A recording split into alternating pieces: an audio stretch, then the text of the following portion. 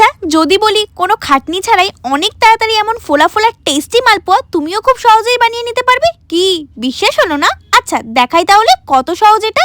প্রথমে গরম জলের মধ্যে সামান্য লবণ, মিষ্টি বুঝে চিনি, চিনির পরিবর্তে তোমরা যদি গুড় ব্যবহার করো আরও টেস্টি হবে ব্যাপারটা। তারপর গুঁড়ো দুধ দিয়ে ভালো করে গুলিয়ে নিয়ে দিয়ে দেবো সুজি, চালের গুঁড়ো আর পরিমাণ মতো ময়দা।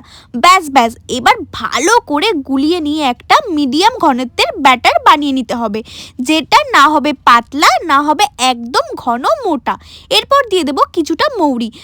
বাড়িতে নারকেল থাকলে কুচি করে যদি দিয়ে দাও, উফ, তাহলে তো আর কোনো কথাই নেই। সেরা স্বাদের মালপোয়া বানানো থেকে তোমায় আর কেউ আটকাতে পারবে না। যাই হোক, কড়াইতে বেশি করে সাদা তেল গরম করে ডাবু হাতা দিয়ে অল্প করে ব্যাটার নিয়ে তেলে দিয়ে দাও।